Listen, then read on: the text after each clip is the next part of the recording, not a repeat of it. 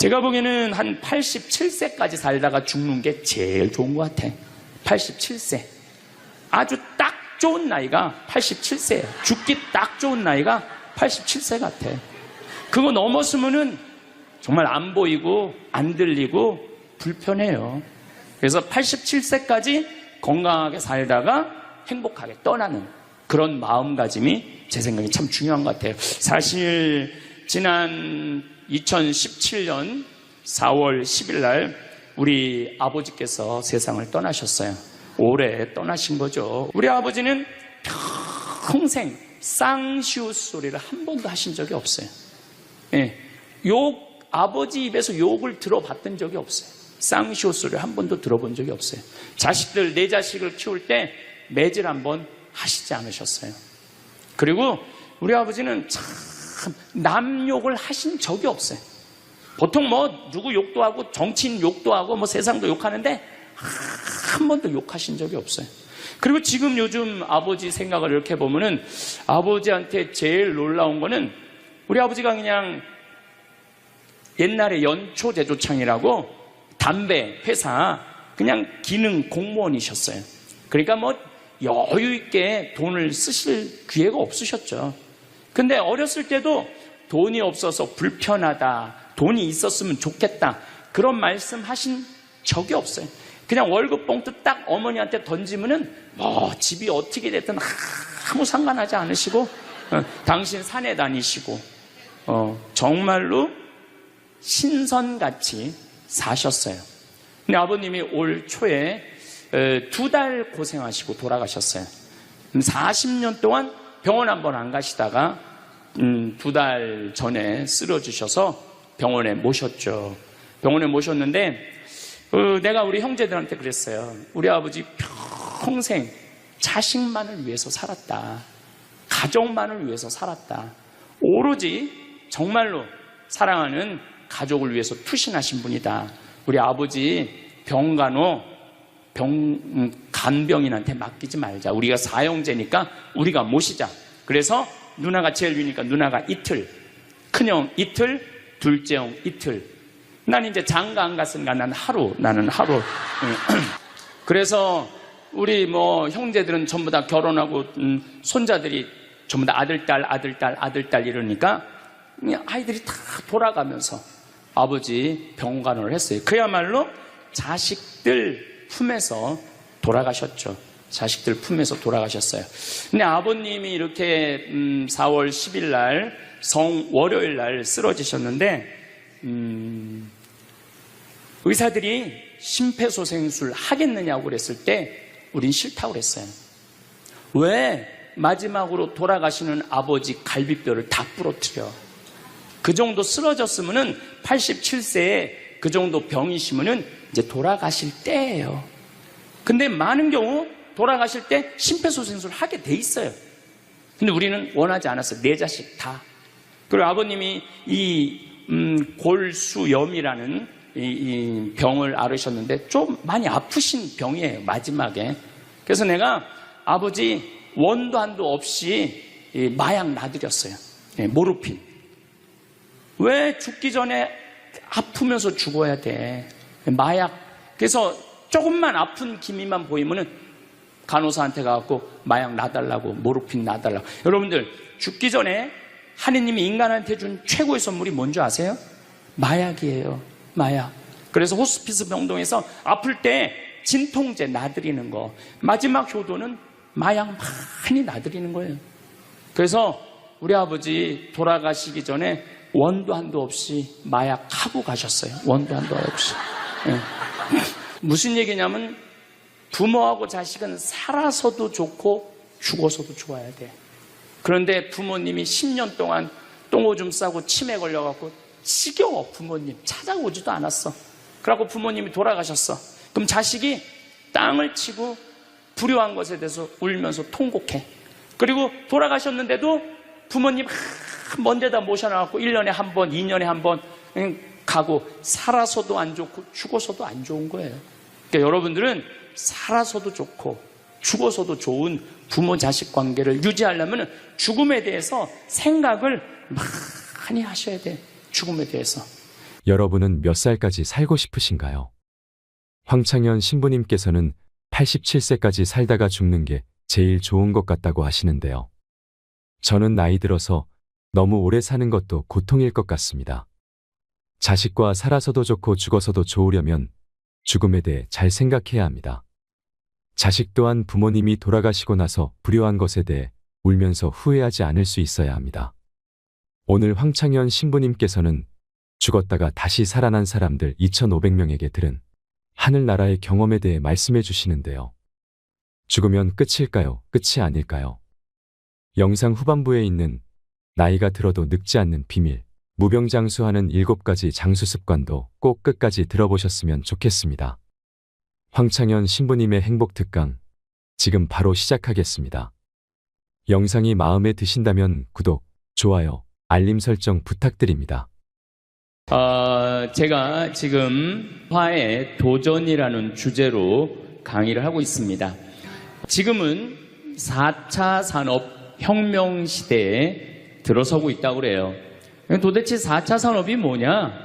1차 산업은 증기기관의 발명 이후부터 1차 산업에 1800년서부터 한 1900년대까지 이 와트라는 사람이 증기를 가지고 힘을 쓰면서부터 증기기관차, 증기기선, 배, 그 다음에 옷 짜는 것도 증기방적기, 뭐 이래갖고 영국에서 시작된 산업혁명을 1차 산업이라고 그래요.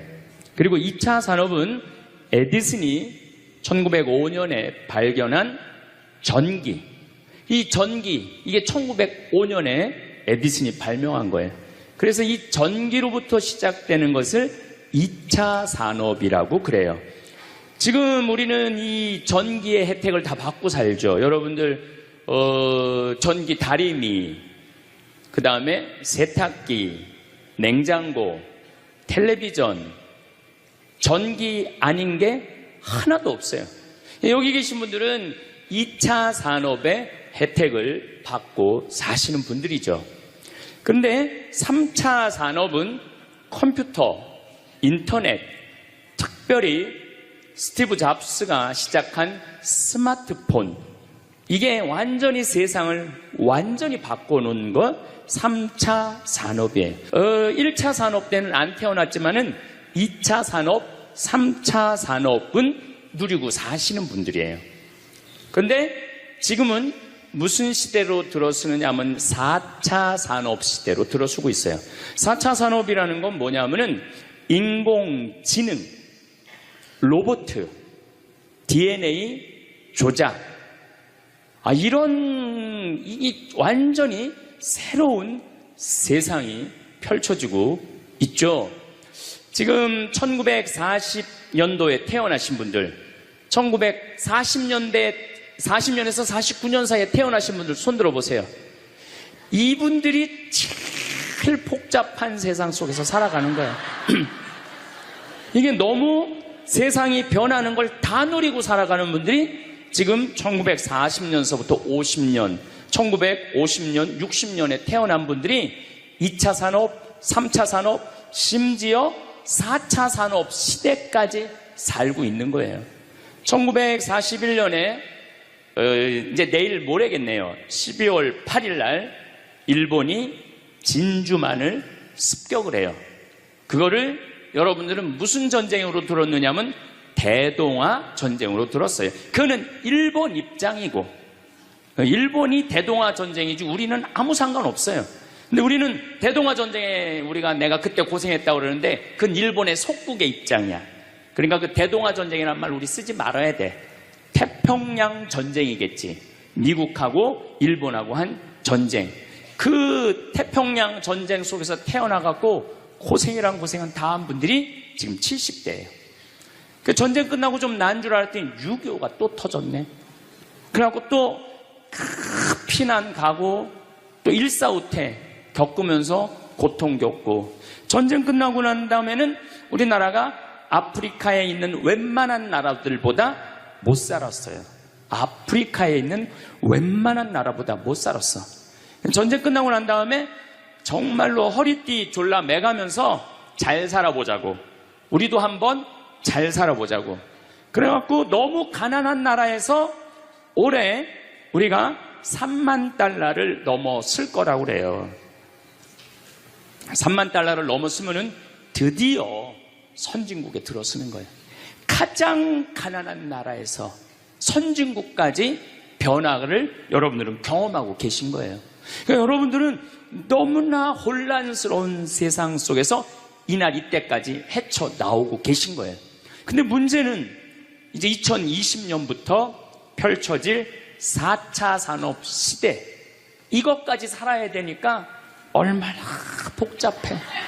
이것까지 살아야 되니까 그냥 중간에 살다가 죽으면은 이 꼴 저 꼴 안 보고 그냥 좋은데, 아니 안 죽으면서 지금 70대 후반 되신 분들 앞으로 보통 20년 정도 더 사실 거예요.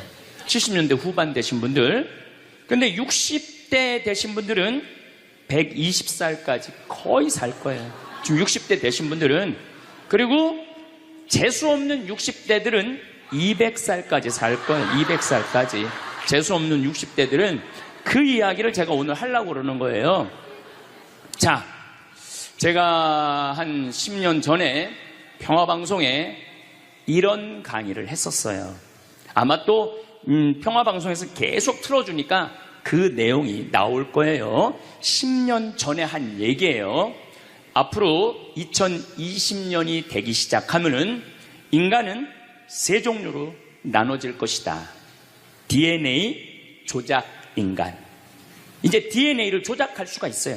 우리가 눈을 밝게 할 수도 있고, 귀를 잘 들리게 할 수도 있고, 근육이 완전히 이 아놀드 슈왈거네처럼 근육이 막 이렇게 튀어나오게 할 수도 있어요. 운동 안 해도 DNA 조작 인간. 옛날에는 DNA를 한번 내가 DNA가 어떤지 검사하려고 그러면은 2억 내지 3억이 들었어.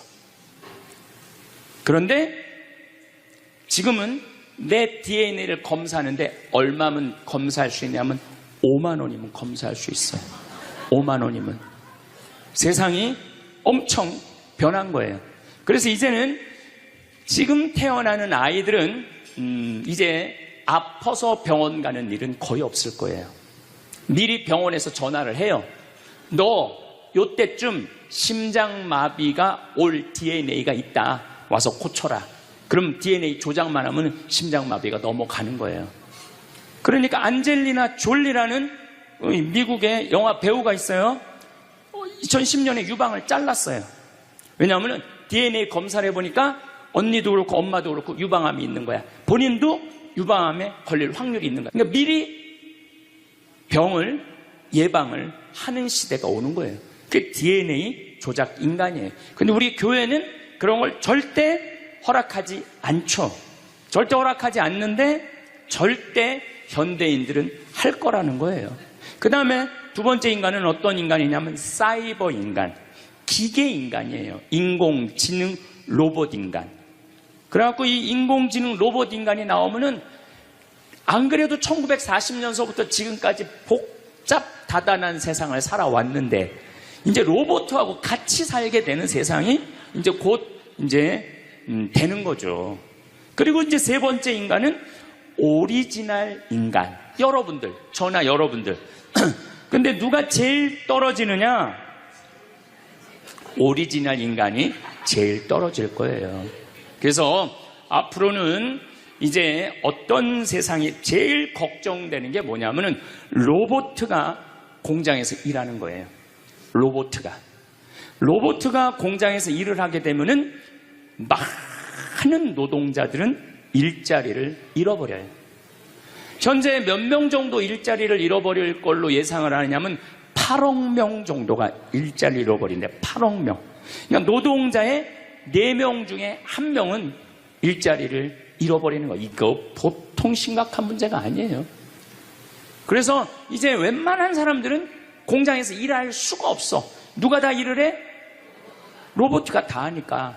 그리고 요즘 그 조그만 회사 사장들 말을 들어보면은 요즘 뭐 노동자들 옛날에는 죽으라고 일했는데 아침에 잠깐 나가서 커피 마신다고 와서 커피 한 잔 마시고, 또 잠깐 나가서 좀 일하는 척하고 들어와서 밥 먹는다고 그러고, 또 조금 나가서 그러니까 돈 주고 일을 시킬 수가 없다는 거예요.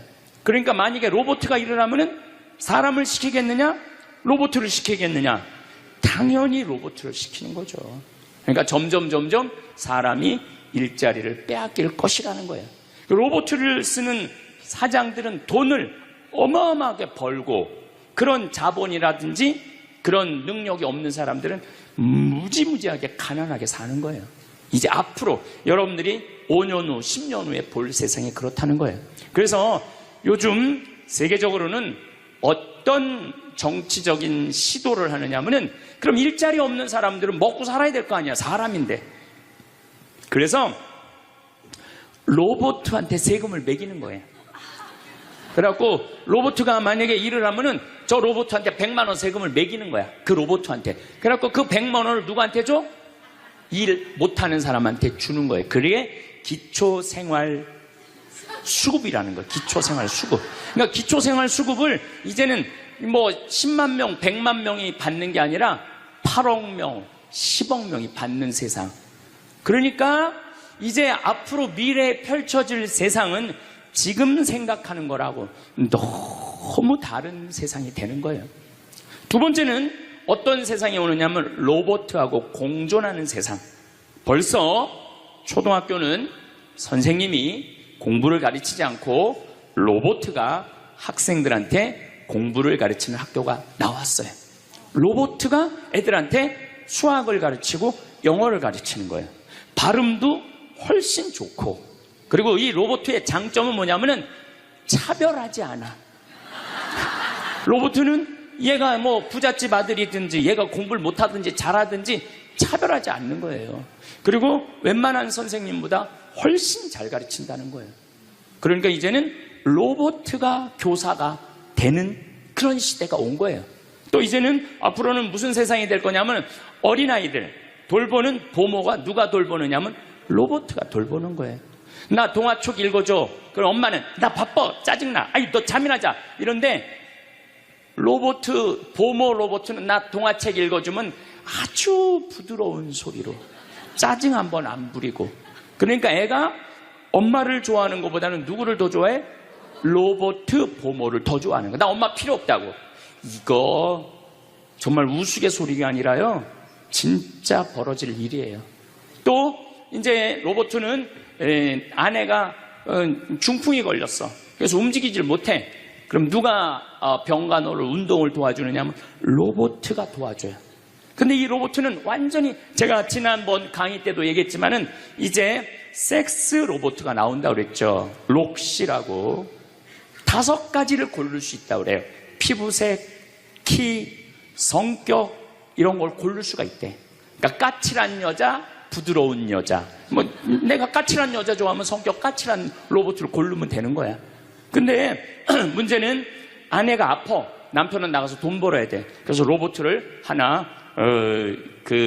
도우미 로봇을 했어. 근데 이 로봇은 아내를 너무 따뜻하게 해주는 거야.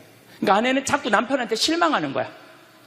자기 힘들다고 들어가서 자고. 근데 로봇은 나 좀 주물러 달라 그러면 언제든지 와서 주물러 주잖아요. 그러니까 남편한테 당신 나 필요 없다고, 나 이혼하고 싶다고. 그러니까 로봇하고 사람하고 혼동하는 세상이 오는 거예요. 로봇하고 사람하고. 그리고 더욱 2040년이 되면은 이 로봇가 감정까지 느껴. 사랑까지 할 수 있다는 거예요. 사랑까지. 아내 역할을 다 할 수 있는 세상이 온다는 거예요. 저 신부님 너무 앞서 나가는 거 아니야? 앞서 나가는 거 아니에요. 지금 미래 과학자들은 다 그런 세상이 온다고. 근데 이게 먼 미래가 아니라 바로 코앞에 와 있다는 거예요. 바로 코앞에 와 있다는 거예요. 3D 프린터기로 콩팥 만들 수 있어요. 간 만들 수 있어요. 요즘 시도하는 건 심장까지 만들어 갖고, 이제 앞으로는 이제 여러분들이 이제 한 90살쯤 되면은 85살쯤 돼도 그럴지 몰라. 생일날 아버지 이번 생일에 아버지 간 좀 갈아드릴게요. 그래갖고 간 갈아주고, 내년에는 심장 갈아드릴게요. 심장 갈아주고. 그런 세상이 올 가능성이 굉장히 많아요. 그럴 세상이. 참 이게 오래 사는 게 2045년까지만 살면은 안 죽는다는 거예요. 2045년. 그러니까 내가 80살까지만 나도 살면 어떻게든지 버티면은 안 죽을 수 있다는 거. 80살까지만. 앞으로 펼쳐질 세상에 가장 걱정스러운 게 뭐냐면은 수명 연장이에요. 수명 연장. 여기 계신 분들 중에 아까도 말씀드렸지만은 100살, 120살, 정말로 재수 없으면은 200살까지 살 수 있는 분들이 많습니다. 실질적으로 많아요. 근데 여러분들 오래 사는 거 좋을까요? 내가 많은 분들이 오래 살길 원해요. 안 죽는 걸 원해요. 근데 내가 만약에 앞으로 뭐 길게 안 보고 딱 120살까지 산다고 보면 내가 앞으로 67년 정도 더 살면은 120살 되거든요. 67년. 근데 내가 앞으로 67년 동안 사는 동안 불면증이 있어. 매일 밤마다 잠이 안 와. 67년 동안. 그 여러분들 좋을 것 같아요? 내가 정말로 마음 안에 미움이 너무너무 꽉 차 있어.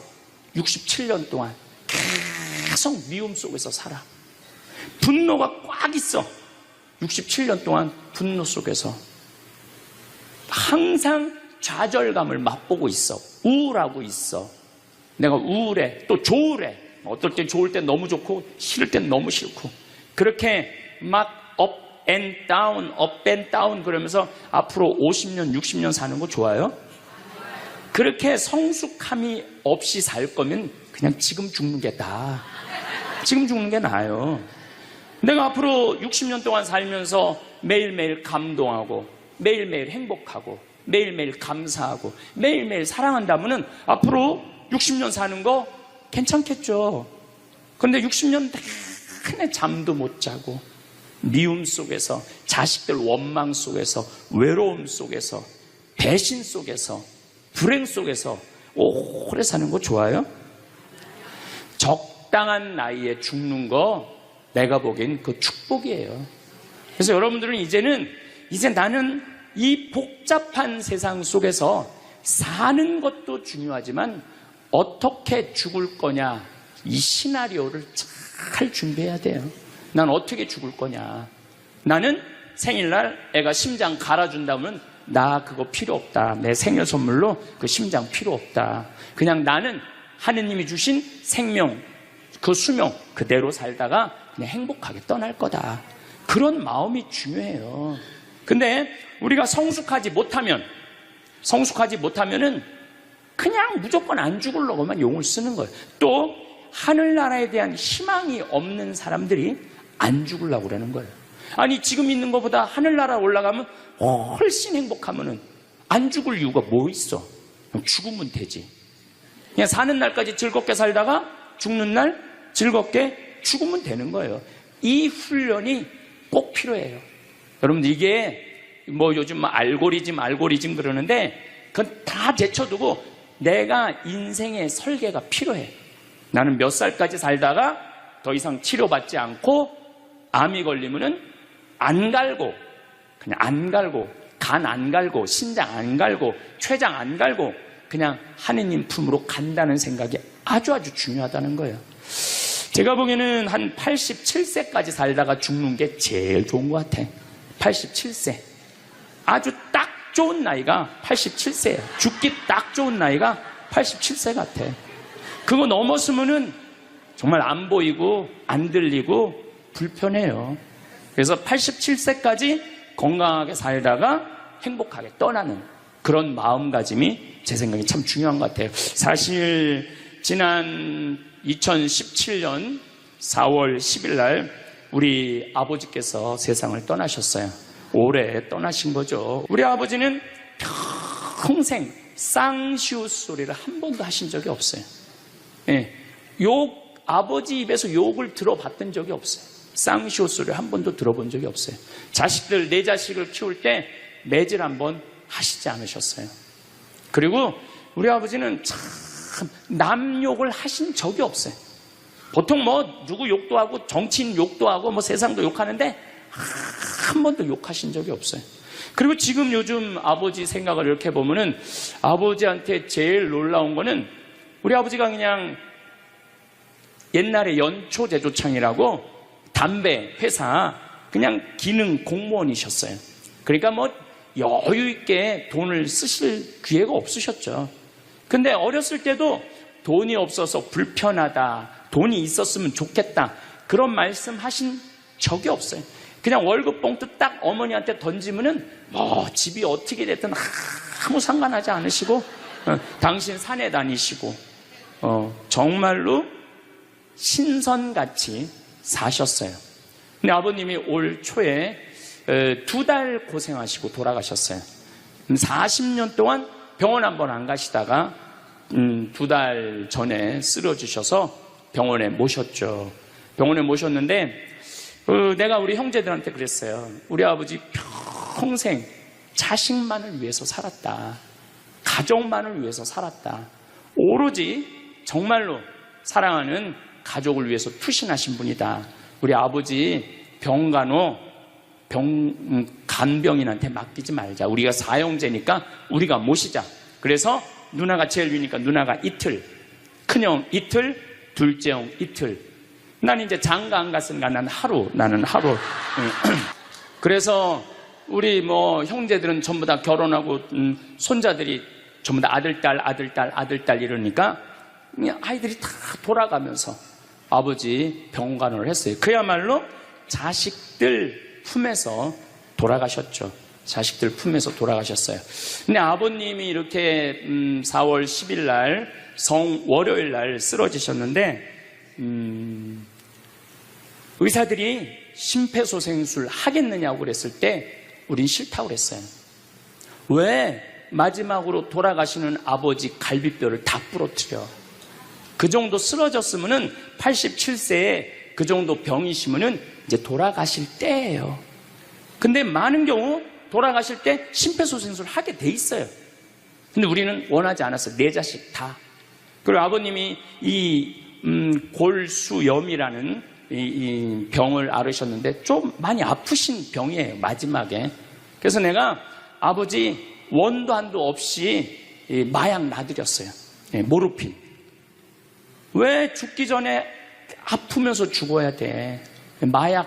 그래서 조금만 아픈 기미만 보이면은 간호사한테 가갖고 마약 놔달라고, 모르핀 놔달라고. 여러분들, 죽기 전에 하느님이 인간한테 준 최고의 선물이 뭔지 아세요? 마약이에요. 마약. 그래서 호스피스 병동에서 아플 때 진통제 놔드리는 거, 마지막 효도는 마약 많이 놔드리는 거예요. 그래서 우리 아버지 돌아가시기 전에 원도 한도 없이 마약하고 가셨어요. 원도 한도 없이.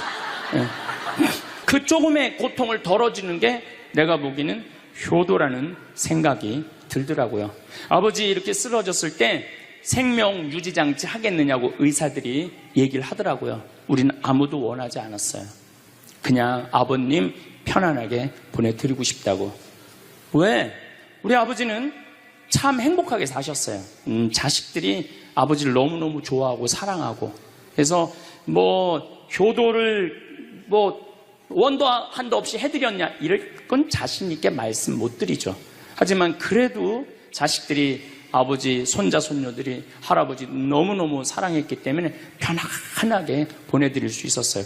제가 작년에 왠지 우리 아버님한테 용돈을 많이 드리고 싶더라고요. 평생 돈 한번 넉넉하게 써보시지 못한 아버지한테 용돈 많이 드려야 되겠다. 그래서 제가 작년에는 이제 외부 강의, 한 달에 한 번 하면 한 번, 2번 하면 2번. 아버지가 무슨 돈을 이렇게 많이 주느냐고, 신부님. 아버지 원도 한도 없이 마음껏 써보시라고. 그래서 작년 한 해 내도 그전에는 조금씩 용돈 드리다 작년에는 그냥 막 이만큼씩 드렸어요. 아버지 원도 한도 없이 쓰시라고. 마음 안에 이런 마음이 있었어요. 한번 평생 마음껏 돈 한번 써보시지 못한 아버지 마음껏 돈 쓰시라고. 그랬다 뭐 1억을 드리거나 2억을 드린 게 아니야. 100만 원, 200만 원, 한 달에 300만 원 용돈 드린 거죠. 그러니까 아버님이 노인정에 그 노인 어르신들 밥 다 사고, 또 우리 자녀들이 그 23명인데 아버지한테 식사하러 가면은 아버지가 밥값을 다 냈대. 우리 누나가 항상 하는 얘기가 아버지 지갑에 항상 100만 원 있었대요. 그래서 얼마나 기분이 좋아. 아버지 돌아가셨을 때 노인정에서 그랬대요. 물주 세상 떠나서 어떻게 하느냐고 그랬대. 물주 세상 떠나서 어떻게 했느냐고. 아버님이 1년 동안 원도 한도 없이 즐겁게 사시다가 세상 떠난 거예요.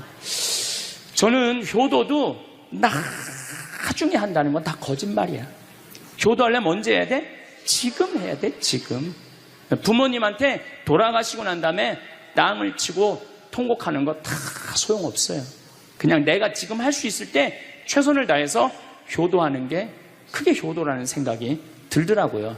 어쨌거나 아버님은 쓰러지신 날 당신 스스로 걸어서 화장실 가셔서 아침까지, 그리고 오후 1시에 쓰러지셨어요. 그래갖고 밤 10시 41분에 돌아가셨어요. 근데 제가 아버지한테 그랬어요. 아버지, 돌아가시려면은 오늘 돌아가셔야 된다고. 왜냐면 그날이 성월요일이었거든요. 성화요일 날 돌아가시면은 장례미사를 못해요. 왜냐하면 성목요일 날은 장례미사를 못하게 돼 있어요. 성금요일, 토요일 다 장례미사 못해요. 그리고 예수부활 대축일 장례미사 못해요. 그리고 그 다음 월요일 날 장례를 해야 되는 거야.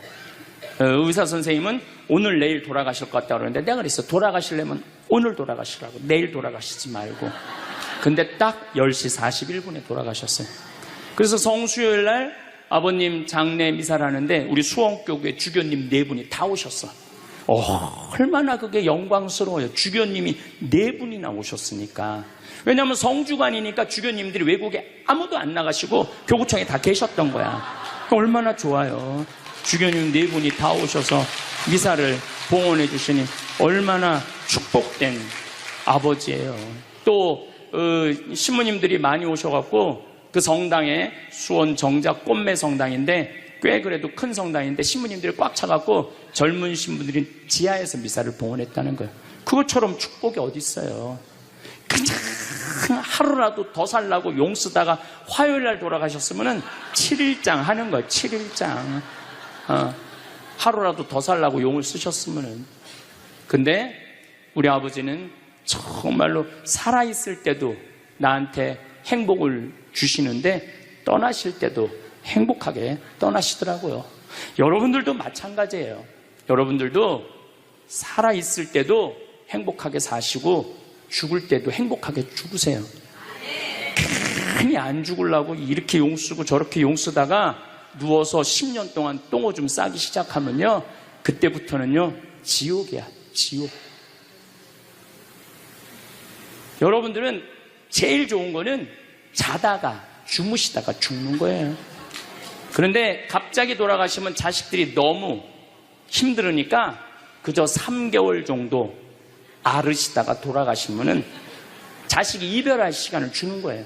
자식이 이별할 시간 주는데 3개월이 넘었으면 그때부터 우리 아버지 언제 죽나. 내가 며칠 전에 들은 얘기예요. 멀쩡한 집에 딸 둘이 무당한테 가갖고 그랬대요. 우리 엄마 언제 죽느냐고. 그래서 무당이 그랬대요. 엄마가 지금 아프냐고. 안 아픈데 너무 건강한데 우리를 너무 힘들게 해갖고 언제 죽는지 너무 궁금해서 와봤다고. 이게 부모 자식지간의 일이야. 부모 자식지간의 일이야. 그러니까 여러분들은 이제 자식한테 뭘 기대서 산다는 생각 꿈도 꾸지 말고, 죽을 때도 자식한테 효도받는다는 생각 하지 말고 여러분들이 알아서 미리 써놓으세요. 대학에 호스피스 박사가 있어요. 이분은 2,500명 죽었다 살아난 사람들, 2,500 죽었다 살아난 사람들 여러분들 많은 거 아시죠? 왜 죽었다 살아난 사람들이 많아요? 심폐소생술 때문에. 의술이 좋아갖고 죽었다 다시 살아난 사람들 2,500명을 조사를 해봤어. 근데 죽었다 살아난 사람들의 경험, 하늘나라에 대한 경험을 얘기를 들어보니까 너무 평온하고 너무 행복하다는 거예요. 그리고 죽으면은 바로 몸에 빠져나가서 자기를 본대요. 자기를. 그래갖고 여러분들 죽은 사람들 그 주위에서 그 이 친지들이 하는 말이 다 들린대. 그 몇 분 동안, 하늘나라 올라가기 전에 몇 분 동안은. 그러니까 절대 죽은 사람한테 그렇게 살더니 참 잘 죽었다, 그런 소리 하면 안 된다는 거예요. 끝까지 좋은 소리를 해야 된다는 거예요. 사랑한다, 고맙다, 하느님 품으로 가라, 예수님, 마리아, 요셉한테 가라, 정말로 기도해 줄 테니까, 이렇게 말해야지. 그렇게 우리를 괴롭히더니 이렇게 죽는다고, 정말로 지옥에 갈 사람이라고 이렇게 말하면은 다 영원히 듣는다는 거예요. 그리고 죽었다 살아난 사람들의 아주 기가 막힌 얘기는, 안 못 보는 사람은 죽으면 다 본다는 거예요. 눈이 다 보인다는 거예요. 그게 그냥 하는 게 아니라 다시 살아 돌아와서 아무것도 못 봐. 근데 의사가 무슨 반지를 어떻게 꼈고, 이 병원이 어떻게 생겼고, 누가 어디 자리에 있습니까지 다 아는 거야. 죽었다가 죽으면은 눈이 보이는 거야. 다리 없는 사람은 다리가, 자기 다리가 있다는 거예요. 듣지 못하는 사람은 듣고, 아픈 사람은 아픈 부위가 다 없어진다는 거야.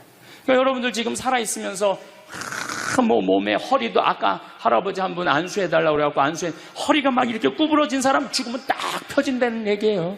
그러니까 완전히 사도 바오로의 말씀처럼 새로운 모습으로 변하는 거야. 죽으면 끝이 아니야. 하느님께로 가는 여행의 시작이에요. 그러니까 죽는 거를 막 그냥 밀어내시지 마세요. 한 70년, 80년 살았으면 살 만큼 살지 않았어? 그렇죠? 뭐하러 200년을 살아? 뭐하러 300년을 살아? 또 200년, 300년 사는 것도 좋아요. 그런데 정말로 감동 속에서, 행복 속에서, 사랑 속에서 200년, 300년을 살면 좋지. 근데 여러분들 한 200살 되면 여러분들하고 놀아줄 사람이 몇 명이나 될 것 같아? 200살 단 사람하고. 그 외로움 속에서 사는 거예요. 그래서 자연의 순리를 따르고 사는 게 가장 좋은 거예요. 자연의 순리를. 그래서 사는 만큼 살다가 떠날 때 이제 누구한테 간다고 생각하면 돼? 하느님, 아버지한테로 간다고 생각하면 돼. 그래서 죽는 게 결코 나쁜 게 아니에요. 저도 아버님을 보내드리면서 굉장히 슬펐죠. 하지만은 우리 아버지 너무너무 열심히 사셨고, 마지막에 우리 주교님들, 우리 사제들, 또 수많은 교우들이 기도 속에서 저는 아버지 하늘나라로 갔다고 생각을 해요. 또 아버지는 살아생전에 고향이 경상도 함양인데 어머니가 이미 가묘를 다 해놨어, 고향에다가. 근데 아버지는 고향에 가기 싫다는 거예요. 어머니는 고향에 가고 싶고, 죽으면은. 그래서 아버지는 나는 고향에 안 가. 어머니 왜 안 가냐고, 그 고향에 그 좋은 산소 써놓고. 그래서 맨날 두 분이 간다 안 간다 그러시더라고요. 난 그 얘기를 들을 때마다 참 웃기더라고요. 왜 웃기냐면은 갔다가 모셔다가 묻는 건 우리인데 본인이 간다고 가고 안 간다고 안 가. 우리가 모시는 대로 가는 거지. 근데 작년에 아버님이 굉장히 건강하셨어요. 오래 쓰러지시기 전에. 근데 아버님 말씀이 제 귀를 울리더라고요. 그래서 우리 천주교 수원교구 안성 천주교 공원묘원에 갔어요. 가고 우리 후배 신부님한테 제일 좋은 자리를 좀 봐줘라. 딱 갔는데 정말로 산소 자리가 좋더라고요. 그냥 양지 바른데 앞에 우리 아버지가 참 파란 걸 좋아하셨는데, 그 아버님 내가 산소 자리 본데 앞에 파란 골프장이 쫙 보여. 얼마나 좋은지. 그래갖고 아무도 몰래, 우리 가족 아무도 몰래 내가 예약을 해놨어요. 그래서 아버님 돌아가셨을 때 안성 천주교 공원묘 모셨죠. 아버님이 왜 고향에 가기 싫어하셨느냐면은 우리 큰할아버지, 둘째 할아버지가, 셋째 할아버지까지 있었는데 큰할아버지가 딸만 6을 낳았어요. 둘째 할아버지는 아들을 3을 낳았는데 둘째 할아버지 첫째 아들이 우리 아버지야. 근데 1930년, 우리 아버지가 30년 생이시니까 87세니까 그때는요, 장손집에 아들이 없으면 8살 이전에 큰아버지 집에 가서 양자로 자라야 돼. 아버지는 그랬던 거예요. 그래서 친어머니 아버지 밑에서 못 자라셨어. 그래 고향이 싫은 거야. 그래서 난 고향에 안 간다고. 근데 제 생각에는 그 아버님의 마음을 헤아려 주는 게 난 예의라는 생각이 들더라고요. 그래서 아버님 원하는 대로 안성에 모셨는데 얼마나 좋은지 몰라요. 어제도 갔다 왔어요. 그냥 오며 가며 가는 길에, 강의 가는 길에 한번 가서 뵙고, 우리 아버님 마지막까지 담배를 피셨어요. 그것 때문에 돌아가신 거지만은, 그래갖고 어제도 담배 한 대 탁 물려드렸어요. 피시라고. 갈 때마다 담배를 한 대씩 물려드리세요. 무슨 얘기냐면, 부모하고 자식은 살아서도 좋고 죽어서도 좋아야 돼. 그런데 부모님이 10년 동안 똥오줌 싸고 치매 걸려갖고 지겨워. 부모님 찾아오지도 않았어. 그래갖고 부모님이 돌아가셨어. 그럼 자식이 땅을 치고 불효한 것에 대해서 울면서 통곡해. 그리고 돌아가셨는데도 부모님 먼 데다 모셔놔갖고 1년에 한 번, 2년에 한 번 가고, 살아서도 안 좋고 죽어서도 안 좋은 거예요.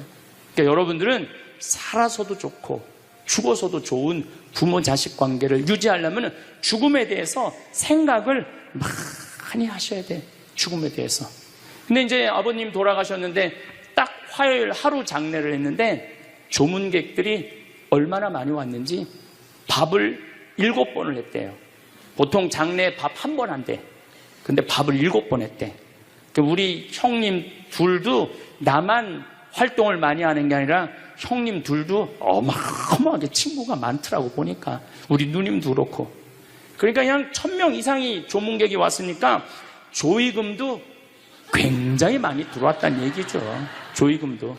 근데 내가 그 조의금을 싹 모아서 평창으로 갖고 왔어요. 우리 형제들은 조의금을 구경도 못했어요. 제가 왜 그걸 싹 모아서 갖고 왔느냐 하면은, 내가 본당 신부 때 장례 식장에 교우들 초상 남은 가면은 상주가 안 나와. 그 왜 안 나오냐 그랬더니 저기 지금 방에 들어가고 조의금 갖고 싸운다는 거야. 네가 더 가질 거냐 내가 더 가질 거냐.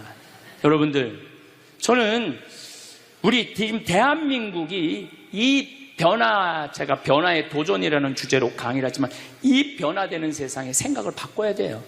이제 지금 기업의 0.3%가 우리나라 총이익의 50%를 갖고 있대요. 그러면 그 0.3% 되는 대기업가들이 다 가난한 사람을 위해서, 나라를 위해서 세금을 내놔야 돼요. 이 시대는 이제 로봇가 자리 다 뺏어가고 사이버 인간이 다 뺏어가고 우리는 어떻게 살아, 인간은. 그래서 이 정치가 중요한 거예요. 21세기는. 그래서 그런 사람들 다 뺏어서 직장 생활 못하는 사람들한테 기초생활급 줘야 돼. 또 직장 생활 안 하는 사람들은 사람이 일을 안 하면은요 행복하지 않은 거예요. 일을 안 하면. 여기 계신 분들 혹시 불면증 걸리신 분들 있죠? 제가 불면증 치료법 알려드릴게요. 어떻게 하면 잠을 잘 오느냐면 아침 6시에 일어나. 그래갖고 아침 기도해. 아침 기도, 부모를 위한 기도, 나라를 위한 기도, 자녀를 위한 기도 다 해. 그리고 정성스럽게 이불 개고 세수, 머리도 다 드라이기 쓰지 말고 수건으로 다 말려, 머리도. 그리고 밥 정성스럽고 해 먹고, 목욕탕도 가갖고 묵직이도 5단 있는 힘 땀 다 빼고, 그리고 발차기도 하고 목욕탕 안에서 제일 좋은 거라는 거예요. 그리고 산책하고 미사 참여하고 성서 쓰고 정성스럽게 행동을 하세요. 설거지도 정성스럽게 하고. 그러면은 저녁 8시만 되면 기절해서 자요. 여러분들이 하루 생활이 정성스럽지 않기 때문에 잠을 못 자는 거예요. 기절해서 자요. 저는 요즘 지금 목도 지금 특강을 너무 많이 해갖고 목이 쉬었는데, 요즘 이렇게 어제도 대전 강의 갔다 와서 7시만 되니까 막 눈알이 뒤집어지려고 그러더라고, 눈알이. 그러면 자는 거예요. 근데 아무것도 안 하고 그냥 가만히 움직이지 않으면요 밤에 잠이 안 오죠. 당연히 잠이 안 오죠. 그래서 정성스럽게 사는 게 중요한 거예요. 어쨌거나 하여튼 아버님 그 조의금을 싹 갖고 왔어요, 평창에. 그래갖고 내가 우리 형제들한테 얘기했어요. 아버님 돌아가신 조의금은 어린아이를 위해서 쓸 거고, 어머님이 돌아가신 조의금은 노인분들을 위해서 쓸 거다. 그래서 이번에 잠비아에 에이즈 어린이 고아원 짓는데 아버님 조의금 보냈어요. 빈센트 병원에서 이번에 20명을 수술을 해줬는데 그 중에 2명 아버님 조의금으로 또 수술도 해주고 아직도 많이 남아있어. 아직도. 이제는 여러분들 떠날 때 자식한테 주고 떠나지 마세요. 세상에 주고 떠나세요. 어떤 세상에? 어렵고 힘들고 고통받는 사람들한테 주고 떠나세요. 그리고 미국이나 유럽은 보통 할머니들이 다 나 조의금 어디다 보내라. 어느 수도원에 보내라. 어느 고아원에 보내라. 어느 장애시설에 보내라. 다 그런 데는 거예요. 대한민국 사람들만 죽을 때까지 이기적으로 죽는 거예요. 살아서도 이기적으로 살고 죽을 때도 이기적으로 죽는 거예요. 그래서 하여튼 우리 형제들은 조의금 구경도 못했어. 대신 내가 우리 형제들한테 보내준 선물이 있어요. 조의금 명단은 다 보내줬어. 타이프 쳐갖고. 갚아야 될 거 아니야. 갚아야 될 거 아니야. 되게 죽은 사람들의 경험을 들어보면은 내가 이 키블러 로스라는 이분 책을 요즘 계속 읽고 있는데 기가 막힌 거는 딸이 죽었어. 근데 다시 살아났어. 근데 이 딸이 아빠 엄마한테 얘기하는 거.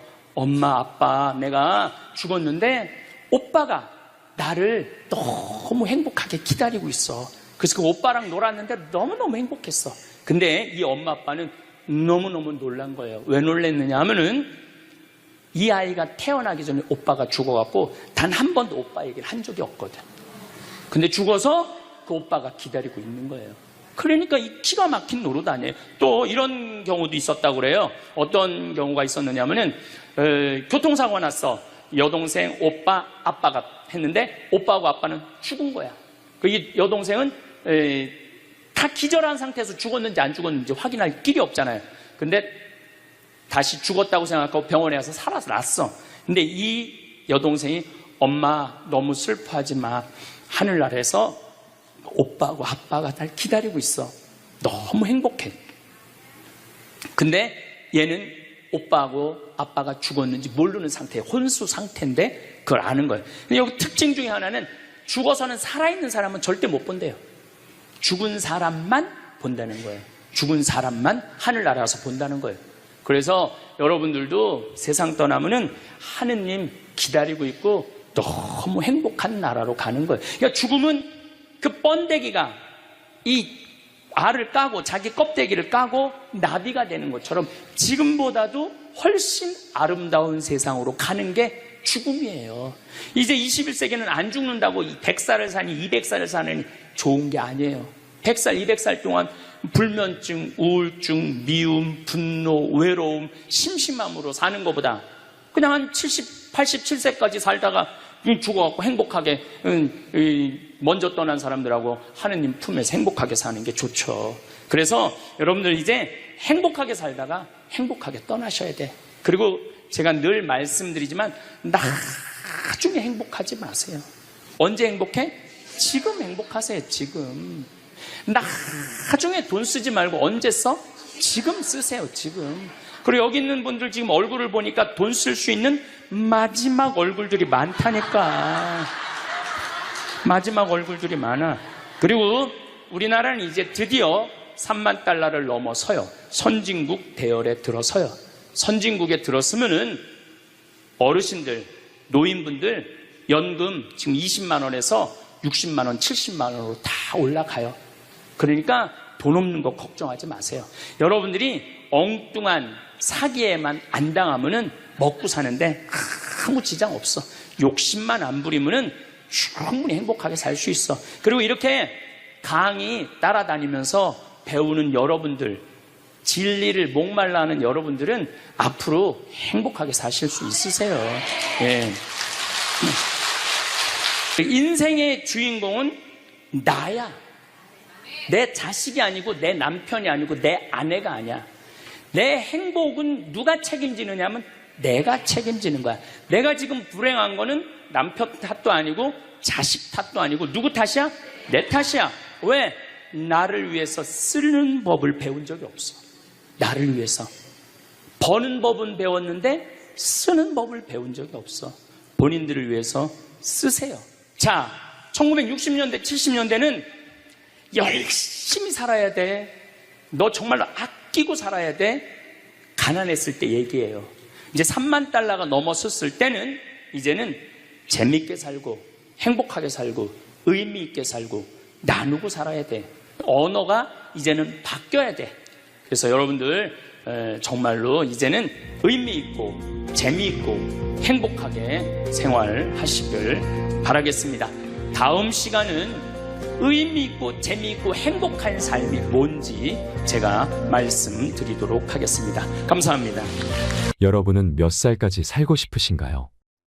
아무리 오래 살아도 건강하게 살지 못하면 소용없는 것이겠지요.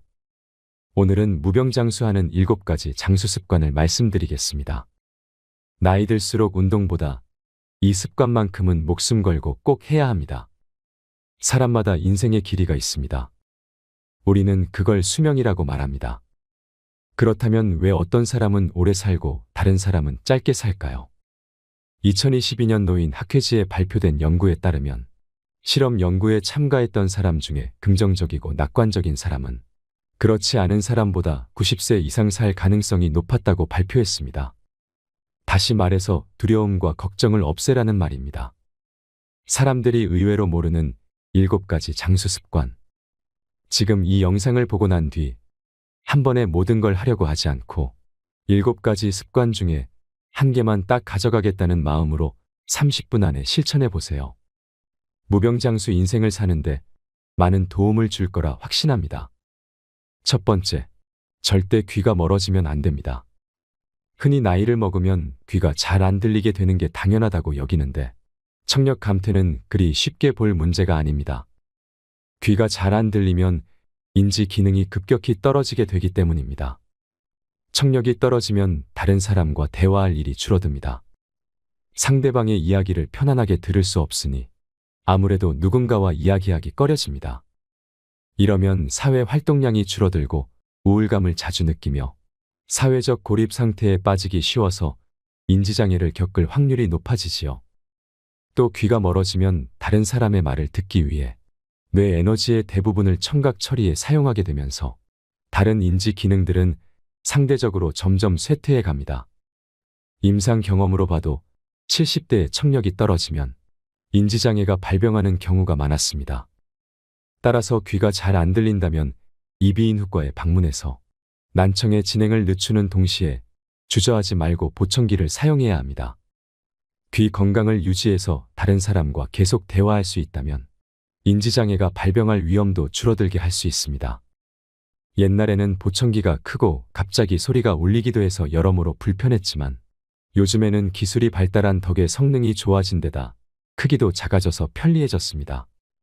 가격은 보통 100만원, 300만원대로 예전에 비해 저렴한 편이나 그래도 부담스럽다면 월 2만원, 3만원 정도로 사용할 수 있는 렌탈 서비스가 있으니 시험 삼아 이용해 보길 추천합니다. 저렴하면서도 성능 좋은 보청기를 빌려서 쓸 수 있을 것입니다. 아울러 난청의 진행 정도에 따라서 청각 장애인으로 인정받으면 국가에서 제공하는 보조금을 받을 수도 있습니다. 두 번째, 나이 들수록 외모에 신경 써야 합니다. 심리치료법 중에 행동을 변화시켜서 감정을 조절하는 행동치료라는 방법이 있습니다. 흔히 알고 있는 인지치료와 대응하는 개념으로 이전과는 다른 새로운 경험을 시도하거나 낡은 습관을 바꿔서 마음을 치료하는 방법입니다. 이는 60에서 70대 노인이 젊어지는 방법으로도 딱 들어맞습니다. 기분이 좋지 않을 때 억지로라도 화장을 하고 머리를 다듬으면 마음이 한결 나아집니다. 보통은 행동보다 마음이 먼저라고 생각하기 쉽지만 때로는 마음이 행동의 지배를 받습니다. 다시 말해 예쁜 옷을 입거나 보톡스로 주름을 펴는 등 외모에 신경을 씀으로써 감정까지도 조절할 수 있습니다. 따라서 고령자일수록 외모 관리가 중요합니다. 지금까지 만나온 여러 환자들을 보더라도 겉모습이 노인에 가까울수록 감정의 노화가 더욱 성큼성큼 진행되어 결국에는 전신 기능이 쇠약해지는 경우가 많았습니다. 반대로 노인임에도 외모에 신경을 쓰는 사람은 대체로 건강합니다. 요양원에는 보통 출장 미용사가 정기적으로 찾아와서 커트와 파마 염색 등의 유료 서비스를 진행하는데 직원들에게 물어보면 이러한 서비스를 이용하는 사람들은 대체로 인지장애 단계가 낮고 진행 속도도 더디다고 합니다. 나 역시 인지장애를 앓고 있는 고령의 여성이 공들여 화장한 모습을 보면서 어딘가 모르게 생기가 넘치는 듯하다는 느낌을 여러 차례 받은 적이 있습니다. 나이 든 여성이라면 화장을 하고 머리를 손질할 뿐 아니라 필러나 보톡스를 맞아서 피부를 젊게 유지하는 것도 정신 건강에 도움이 됩니다. 최근에는 가격이 상당히 저렴해져서 3에서 6개월에 한 번씩 30만, 40만 원 선이면 이용할 수 있습니다. 피부 관리를 받으면 확실히 눈에 띄게 주름이 펴지고 예뻐집니다. 나이가 들어도 주변 사람들에게 충분히 매력적으로 보일 수 있습니다. 아직도 우리나라에서는 이러한 안티에이징 시술을 반칙이라고 여기는 사람이 많습니다. 하지만 노후에는 어떤 일이라도 반칙으로 단정짓지 않는 사고방식이 중요합니다. 세 번째, 고기를 먹어야 합니다. 강연장에서 고령자일수록 고기를 먹어야 한다라고 말하면 열의 9은 콜레스테롤 수치가 걱정된다는 대답이 돌아옵니다.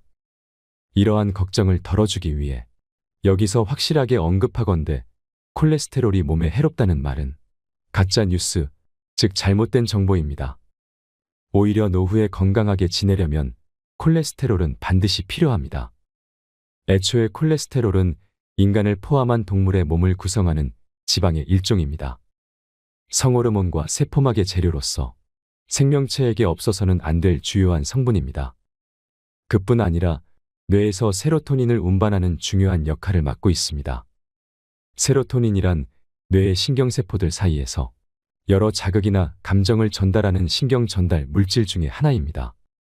신경 전달 물질 중에는 도파민, 아드레날린이 유명하지만 세로토닌은 이런 신경 전달 물질의 분비량을 조절하는 지휘관 같은 존재로서 인간의 마음을 조종하는 역할을 담당합니다. 콜레스테롤은 이와 같은 세로토닌을 운반하는 물질로 콜레스테롤 수치가 높은 사람일수록 우울증에 걸릴 확률이 낮고 또 우울증에 걸리더라도 빨리 나을 수 있습니다. 또한 콜레스테롤은 남성 호르몬인 테스토스테론을 구성하는 재료입니다. 요즘 성관계를 맺지 않는 사람이 늘어나고 있는 이유도 콜레스테롤을 줄여야 한다는 잘못된 믿음이 퍼지면서 남성 호르몬 수치가 줄어든 탓에 있다고 생각합니다. 더욱 놀랍게도 콜레스테롤 수치가 낮으면 암에 걸리기 쉽다는 연구 자료도 있습니다. 이는 면역 세포를 구성하는 재료가 부족해지기 때문입니다. 물론 콜레스테롤 수치가 지나치게 높으면 고콜레스테롤 혈증으로 동맥경화를 일으킬 위험도가 높아지는 것이 사실입니다. 하지만 반대로 너무 낮아도 혈관이 약해져서 뇌졸중을 앓을 확률이 커집니다. 일본인의 평균 수명이 세계에서 제일 높은 축에 속하는 이유 중에 하나도 옛날과는 비교할 수 없을 만큼 고기를 많이 먹어서 콜레스테롤 섭취량이 크게 증가한 덕에 있습니다. 콜레스테롤 수치가 오르면서 혈관이 탄력 있고 튼튼해졌고 때문에 출혈성 뇌졸중으로 인한 사망자가 감소한 것입니다. 네 번째, 많이 씹어야 합니다. 음식과 관련해서 씹기의 중요성도 언급하고 싶습니다. 예전에 초등학생을 대상으로 다음과 같은 기억력 테스트를 실시한 적이 있습니다. 다양한 색깔의 판을 배치해서 30초간 외운 다음 그것과 똑같은 순서로 색깔 카드를 뽑게 하는 시험이었습니다.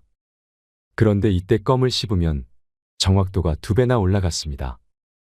연구 결과 껌을 씹으면 뇌의 혈류량이 증가했는데 특히 기억을 관장하는 해마의 혈류량이 크게 늘어났습니다. 이는 우리가 음식을 씹을 때 사용하는 근육인 깨물근이 3차 신경을 통해 뇌와 이어져 있기 때문입니다. 깨물근이 움직이면 대뇌와 편도체 같은 인지 기능을 담당하는 뇌 부위가 자극을 받아서 혈류량이 늘어납니다. 또 껌을 씹으면 치아를 감싸고 있는 치근막에도 압력이 전달되는데 이 역시 뇌와 이어져서 뇌를 자극하고 활성화합니다. 따라서 반대로 건강하지 못한 치아는 인지 장애를 일으키는 원인이 됩니다. 이유는 크게 2가지입니다. 첫째, 씹는 횟수가 줄어들면 뇌로 가는 자극이 감소해서 인지 기능이 떨어지게 되기 때문입니다.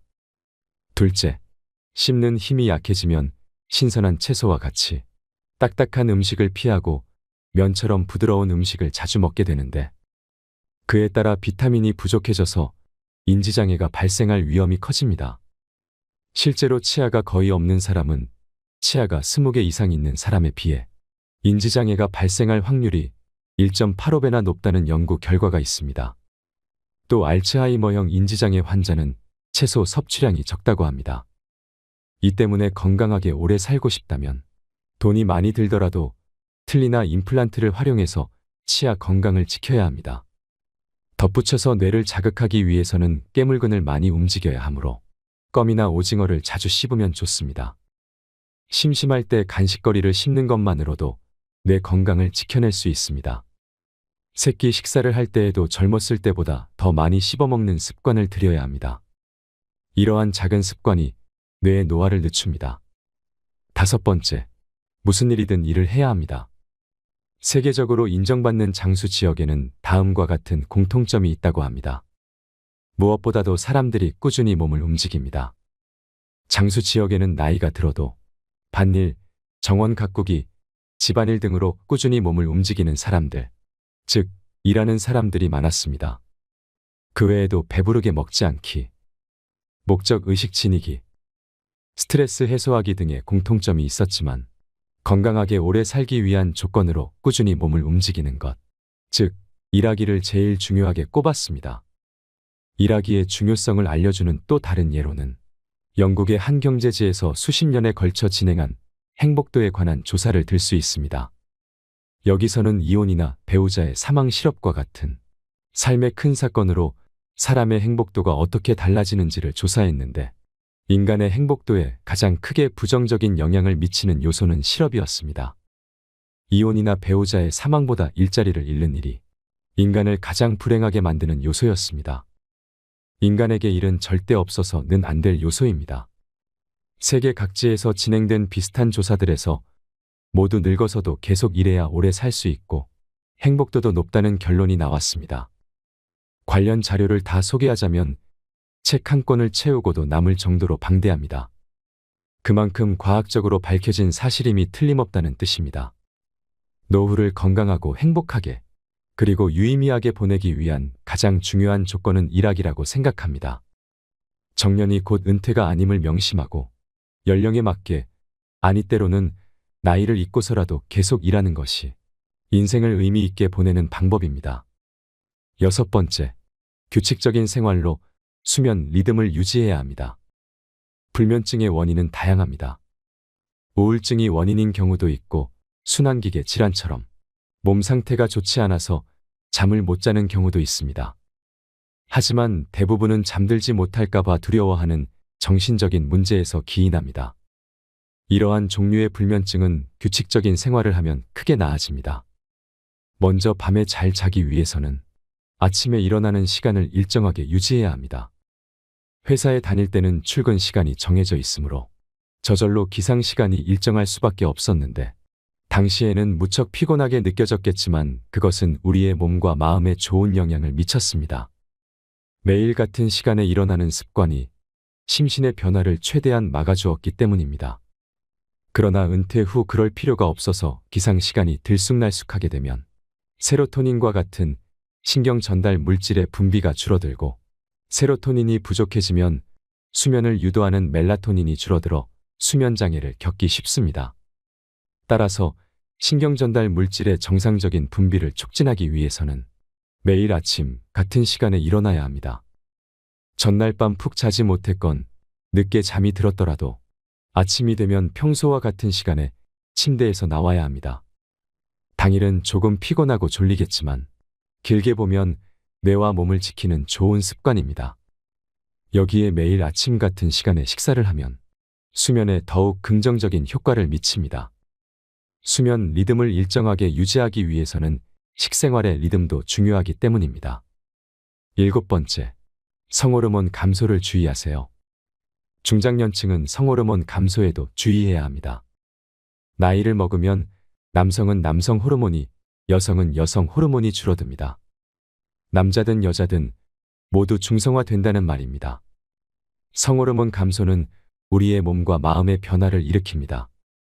이로 인한 갱년기 장애는 주로 여성에게서 나타난다고 알려져 있지만 사실 남성에게도 갱년기 장애가 찾아옵니다. 갱년기 장애가 오면 자율신경계의 이상으로 온몸에 다양한 증상이 나타납니다. 피로감, 권태감, 울화증, 다한증, 두근거림, 잔뇨감, 어깨 통증, 관절통 등 이것이 다 성호르몬 균형이 깨지면서 나타나는 증상입니다. 특히 갱년기에는 남녀할 것 없이 마음의 병을 호소하는 사람이 늘어납니다. 우울증 진단을 받은 사람은 보통 여러 가지 갱년기 질환을 함께 앓는 경우가 많습니다. 미국과 유럽에서는 성호르몬이 감소하면 호르몬 보충요법을 받는 것이 일반적이며 보험도 적용됩니다. 하지만 우리나라에서는 부작용을 우려해서인지 남녀 모두 이를 선호하지 않습니다. 나는 여성이든 남성이든 호르몬 보충요법을 적극적으로 이용을 권장합니다. 만약 갱년기 장애를 앓고 있는 남성이라면 주저하지 말고 병원에 있는 남성 건강 클리닉 등을 방문해서 상담을 받아보세요. 마지막으로 노후에 주어진 7만 3천 시간을 의미 있게 살고 싶다면 기억해야 할 것이 있습니다.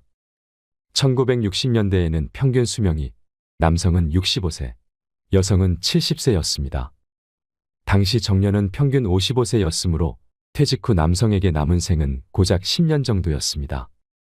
하지만 지금은 퇴직 후 남은 생이 20년을 훌쩍 넘어 30년에 가까워졌습니다. 여생이라 부르기에도 민망한 긴 시간입니다. 정년을 맞이한 60세의 나이는 새로운 인생이 시작되는 해라고 봐야 합니다. 노후에 우리에게 주어진 시간은 얼마나 될까요? 식사, 수면, 목욕 등 일상생활에 필요한 시간을 빼고 나면 하루 24시간에서 대략 10시간 정도가 남는다고 합니다. 1년으로 따지면 3,650시간입니다.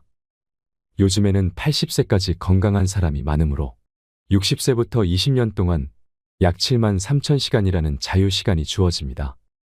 현재 연간 평균 노동시간이 1915시간이니까 20세부터 60세까지의 40년 동안 약 7만 6천 시간을 일하는 셈인데, 이렇게 본다면 정년 이후 우리에게는 젊은 시절 일했던 시간만큼의 자유시간이 또다시 생기게 됩니다. 노후에도 여전히 많은 시간이 남아있는 것입니다. 노후에 주어진 터무니없이 긴 시간을 유의미하게 보내는 방법은 두 가지입니다. 하나는 공부하기이고 나머지 하나는 일하기입니다. 안타깝게도 인간의 뇌는 공부와 일 외에는 쉽게 질려버리기 때문입니다. 유럽과 미국에서는 행복한 은퇴 생활이라는 말을 즐겼으면 일찍 은퇴한 뒤 노후에는 여행과 취미 생활을 마음껏 즐기며 살아야 한다는 사회적 분위기가 형성되어 있지만, 이는 어디까지나 분위기일 뿐 실상은 좀 다릅니다. 취미와 여행에 빠져 지내는 시간은 기껏해야 2에서 3년 정도이고, 이후에는 이런 삶에 조금씩 실증내는 사람이 많아진다고 합니다. 환갑을 맞이하기 전까지는 60대가 되면 쉬면서 마음대로 놀고 싶다는 생각이 있었어도, 이제는 그러한 인생을 살겠다는 마음을 아예 접는 노인분들이 많습니다. 그래서 힘이 닿는 한 앞으로도 계속 지금까지 해왔던 방식대로 일하자고 마음먹는 게 좋습니다. 75세, 80세는 일할 수 있다면 계속 일하는 편이 좋다는 말은 과학적으로도 증명된 사실입니다. 실로 다양한 연구와 조사를 통해 노동은 인간을 건강하게 오래 살도록 해주고 인생의 충실감을 느끼게 해주며 행복한 노후를 보내게 해준다는 점이 밝혀졌습니다. 물론 여기서 말하는 노동은 현역 시절 때처럼 매일 꼭 8시간 정도 근무해야 한다는 뜻이 아닙니다. 자신의 시간에 맞춰 파트타이머로 일해도 좋고, 또 집안일이나 봉사활동처럼 다양한 형태의 노동도 포함됩니다. 무병장수하는 7가지 장수 습관 어떠셨나요? 마지막으로 행복하려면 꼭 기억해야 할 10가지에 대해 말씀드리겠습니다. 행복의 조건 10가지. 운동하라. 행복의 첫째 조건이 건강이다. 건강을 잃으면 다 잃는 것이다. 감사해라. 없는 것에 자꾸 불평하지 말고 가지고 있는 것에 5가지씩 감사하라. 대화하라. 마음이 잘 맞고 통하는 사람과 대화하라. 별난 사람과 억지로 잘 지내려다 가시에 찔리지 마라. 나이 들어서는 스트레스 받아가면서 억지로 인연을 이어갈 필요가 없다. 내가 좋아하는 사람과 지내라. 공부해라. 평생 공부한다는 마음으로 공부해라. TV 시청을 반으로 줄여라. 규칙적인 생활을 해라. 많이 웃어라. 나이 들어 잔주름이 많아도 웃는 얼굴은 평안해 보인다. 수다 떨며 살아야 한다. 입과 혀를 많이 움직여야 치매 예방에 좋다. 주변의 소중한 이들에게 먼저 전화해라. 사랑도 먼저 하는 것이 중요하다. 나 자신을 사랑하라. 자신을 귀하게 여겨라. 나를 사랑할 줄 아는 사람이 남도 사랑할 수 있다. 나이 드신 분들 중에는 자신보다 자식에게 올인하는 사람이 많다. 이것은 어리석은 일이다. 나보다 자식이 먼저인 사람의 자식은 절대로 행복할 수 없다. 부담과 죄책감을 안고 살아가기 때문이다. 이웃에 친절하라. 지혜로운 노인은 베풀고 산다. 이는 물질적인 것뿐만 아니라 정신적인 면도 포함된다. 먼저 배려하고 친절을 베풀고 사랑하라. 오늘 이야기한 내용이 여러분들께 도움이 되었으면 좋겠습니다. 이상으로 책틀맨이었습니다. 끝까지 시청해 주셔서 감사합니다.